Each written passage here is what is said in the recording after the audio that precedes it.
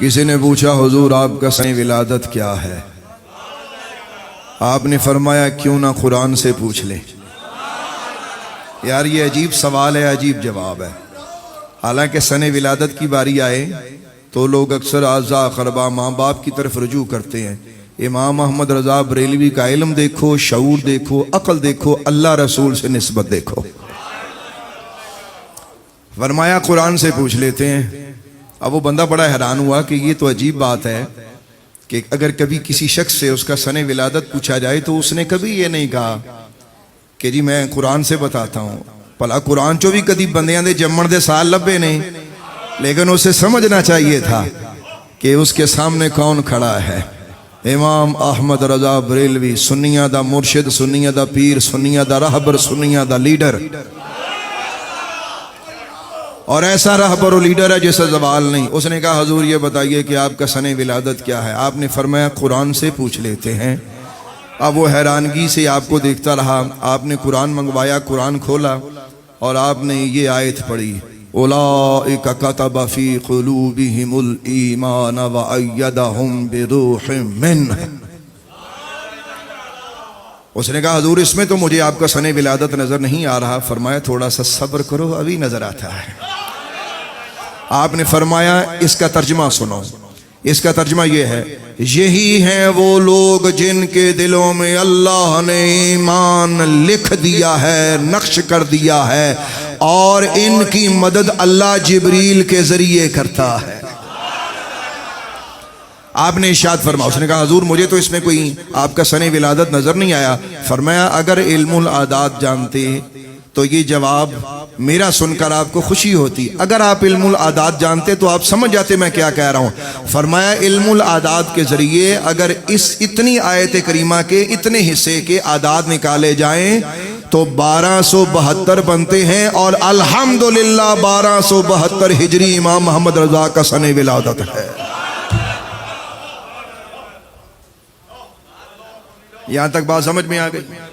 بندہ اٹھیا، بندہ پیر چومن لگ پیا، انہیں کہا صدقے جاواں ایسا بندہ تے میں پہلی دفعہ دیکھا جیڑا اپنے جمن دا سال بھی اللہ دے قرآن چو کٹ کے دیندا ہے۔ سنیے گا ذرا، ایک چیز اور میں اعلیٰ حضرت امام اہل سنت کی آپ کی خدمت میں رکھنا چاہتا ہوں۔ لوگ کتابیں لکھتے ہیں، کتابوں کے نام لکھتے ہیں۔ تسی کو کتاب لکھو پنجابی، اردو، عربی، تسی وہ کتاب دا نام رکھ دیو۔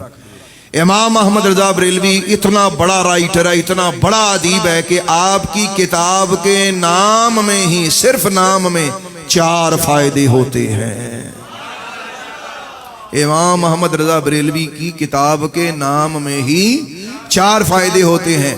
پہلا فائدہ کیا ہوتا ہے امام احمد رضا بریلوی کی کتاب کے نام کا؟ کہ وہ نام عربی ہوگا،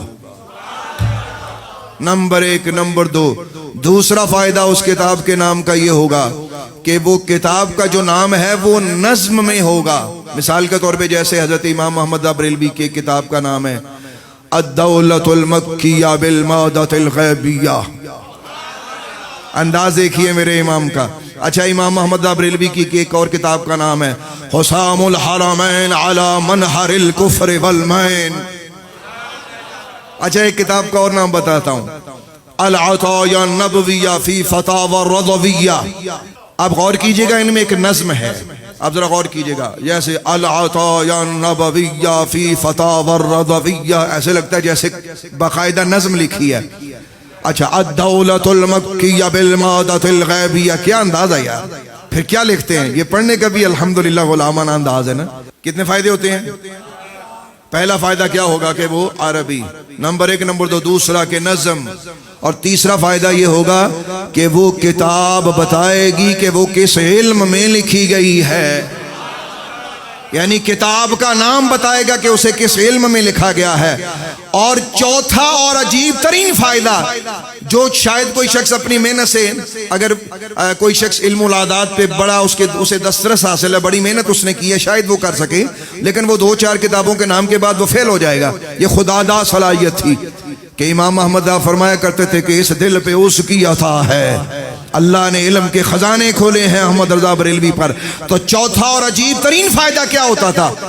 جس سن میں آپ کتاب لکھتے تھے نا، جس سن میں آپ بولے ذرا میں کیا کہہ رہا ہوں، جس سن میں آپ اس کتاب کا جو نام رکھا ہوتا تھا اگر اسے آپ علم العداد کے حساب سے نکال کر اس کو جمع کریں تو وہ سال نکل آتا تھا جس سال میں وہ کتاب لکھی گئی ہے یار.